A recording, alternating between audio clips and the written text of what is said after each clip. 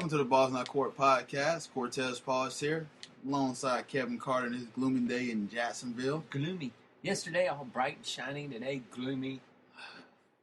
Feel like we're in Seattle, don't we? Wish they could make up a damn mind. Feel like we're in Seattle. All this cloudy weather and everything like that. Just nothing but overcast weather. But It's been that way for a while, too.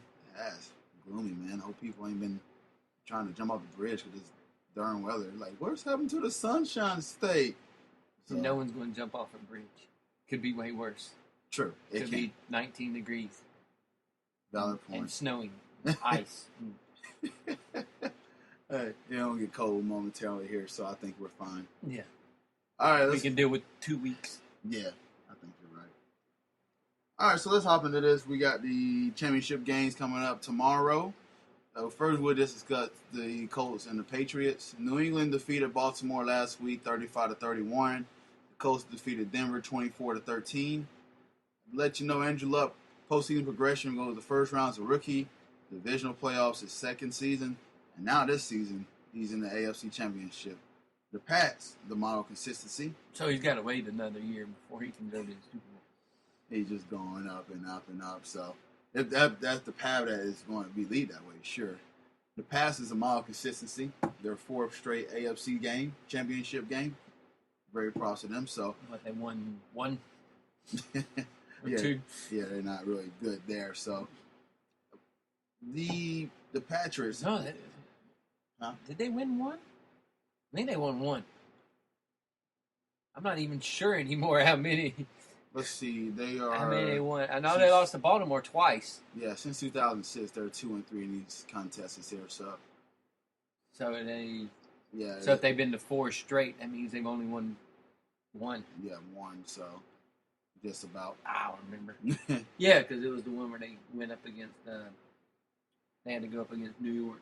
Mm-hmm.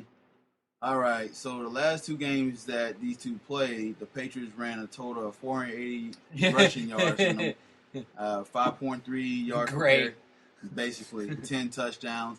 And speaking of that November 16 game, Patriots 42 and the Colts 20. There you go, great. It was great. 37 rushes, 201 yards, and 4 touchdowns. That was ridiculous. Very insane. Everybody went and picked him up on their fantasy teams, and then he done nothing after Did that. nothing there, so it'll be interesting if he's He activated didn't even get for off this the game. bench. No, he didn't. Well, he showed up late to practice, so that's what he get. You know how Yeah, but Belichick then after is. that, he never even got off the bench. Well, They switch running backs like we switch underwear. they do, but you already know how Belichick is. He switches running backs like we switch underwear. And if you are misbehaving or not showing up on time for practice, he takes this very seriously. Then all coaches, of course, take this seriously, but Yeah. Belichick doesn't play around with that. So you just seem to be in Well, the if doghouse. Gronk would have showed up for practice late, do you think he wouldn't have been seen like Gray was for that many games? I think Gronk would have missed the series. Yeah, he would have been serious. So, but Brady had a decent game that he had 19 for 30, 257 yards, 2 touchdowns, 2 interceptions.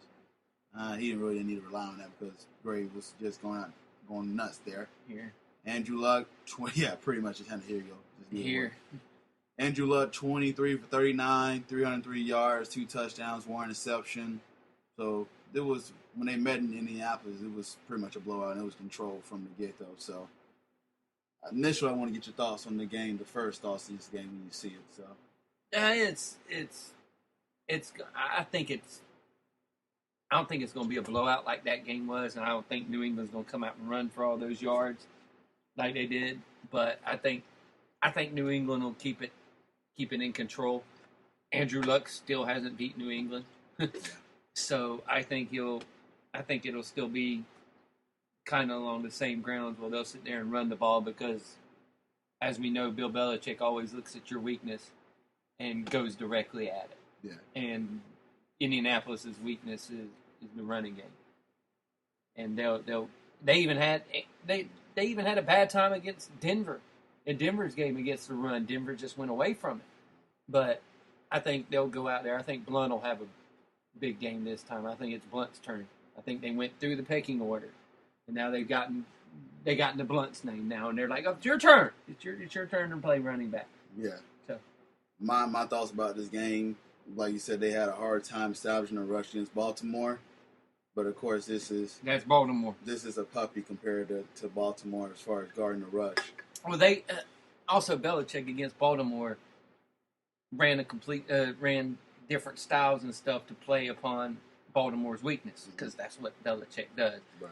And he was out there throwing that weird thing where he was 4 offensive linemen and sending another one out there with a tight end and stuff, and them guys just reporting eligible or not eligible, and them having to figure it out, and them were in that hurry up offense where they couldn't figure it out. So it was weird the way Belichick was doing it against Baltimore, but it was within the rules. Right. But he just finds that way to go up against every single different little weakness that you have or that you've shown to have.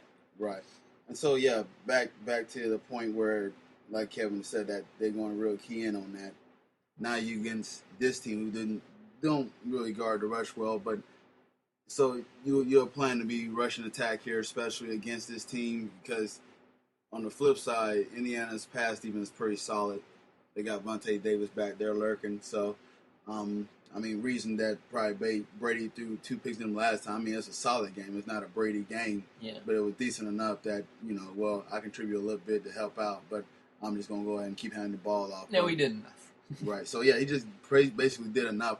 Gronk got a touchdown this game, too, when they played back. So that was when he threw the dude off and made him look like a fly. Right. So, so this game here, I agree with you. I don't think it will be a blowout this time around, because I feel like Andrew Luck is in the zone and playing pretty darn well. Like I said, impressive victories against the Bengals and the Broncos. But this past team is a different monster. Me and Kevin already acknowledged this. And so he's going to really have to figure out which way they're going to take to try to attack him. But New England is just solid all around. So this is going to be one tough game for them to try to get out, and especially in Foxborough, too, where New England is specifically tough there. So I know the last few games, I know Baltimore beat New England a couple years ago on the road, but they did New England. I know they lost to Denver last year at home, or at Denver's home. Yeah. So this them playing. Yeah, they're pissed about losing. Yeah. These last few times, right. So they didn't make it to the Super Bowl. They're kind of upset about that. Right. So break down Andrew Luck's game. What you think about his game? What you like about it? Because this guy I hate it. Fucking Jaguar fan. I got to see his ass twice a year. I fucking can't stand the dude. He's become my new Peyton Manning. I fucking hate him. But no, he has a good game. He has a good mind for the game. His decision making is still shaky. Yeah. His decision making, no matter what people say, is still shaky. But he's able to make all the throws. Like they said when he came out of college, he was going to be your prototypical NFL quarterback, and that's what he is.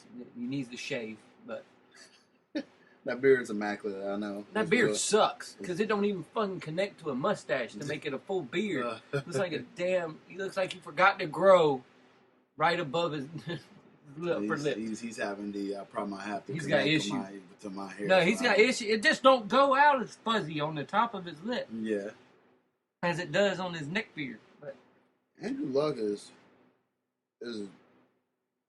for his third year, his progression is going pretty well. I agree with Kevin. His decision making is not there yet, but he's a gunslinger a little bit, and I hope that doesn't get him in trouble in his later years, because he does, like I said, make some decisions that make you like, whoa. But he puts a zip on the ball, very physical. There's some times where you go, yay, and then there's some times you go, you're an idiot. Right. So, the guy's just really tough. He takes a beating sometimes, because I know they don't have the strongest offensive line there. His running game is non-existent, even though they did a pretty good job last week. Solid running. I mean, it's not the best. So they was hoping Trent Richard was going to turn out to be that guy. Their running game is a short passing game, is what their running game is right now, because they have no running back.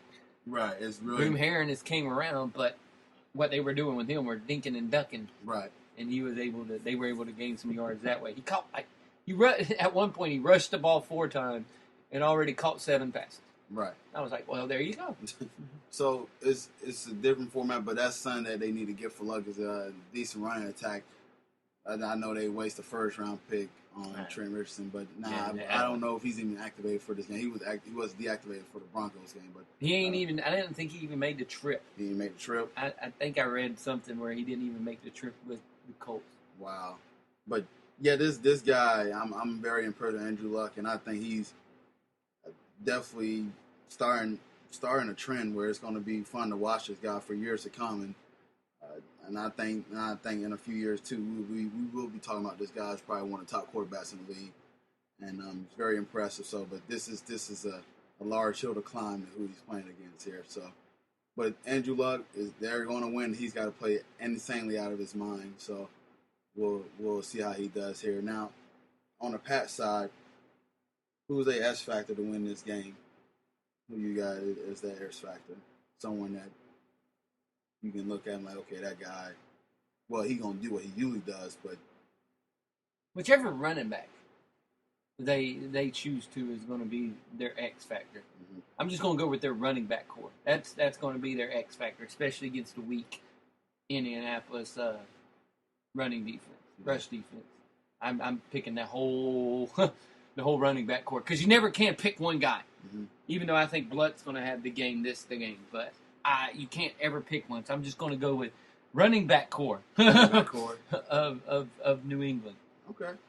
I'm with you. I'm gonna go with the New England defensive front. I think Jamie Collins, Vince Wilfork, just name a few. Those guys need to go ahead and put some pressure on Andrew Luck and force some turnovers because, like you said, like Kevin said earlier, when he does force some decision, you force him to make a quick decision, he tend to make some errors. Mm-hmm. And when you put some pressure on him in a hostile environment in Foxborough, be very key to get them off the field in this game very quickly. If you don't get to pressure Andrew Luck, he sit there back in the pocket and has some time, then he will find ways to nick you apart. He's a smart quarterback for his age. And so I'm really looking on them to try to go ahead and put some serious pressure on those guys and look at it from that path there as well because he's got some decent receivers to throw to as well, and T.Y. Hilton and Reggie Wayne and everything like that. Moncrief. Moncrief. So they're rookie. So I mean, there's some talent that they got in that receiving core. So he went into a very good situation whenever he got drafted. Mm-hmm. They were still pretty much lined up and set at some positions when he got drafted. So and it helps that wide receiver was one of them. Oh yeah, so, they were. That was definitely one of them when he got there. So I think Kevin touched on this a little bit, but I'm gonna let him clarify a little bit more. What's the one weakness you would attack if you were the Colts? No, the other side around, but for the Colts, I know you don't cover with the pass. Oh, if I was the Colts, what I would attack on the try to make New England one-dimensional. Mm-hmm. Try to make those receivers beat you. Yeah, which is what people usually try to do, but everybody forgets about the tight end. The receivers don't beat you, the tight end does. But they got to try to slow down the running game, and they got to try to make those receivers beat them. Not make Tom Brady beat you, but make the receivers try to have to beat you. Mm-hmm. Make them have to run the right routes, and don't just concede giving Gronk the stuff. You got to try to slow them down too. Yeah, the one weakness I would take if I was the Colts, they did a pretty darn good job against the Broncos where they made sure the under routes and the go routes, they made sure Denver went on live the go routes, force them to go deep.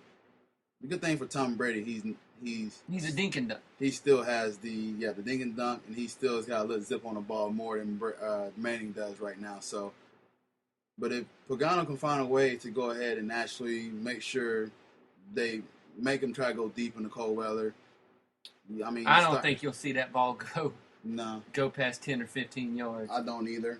But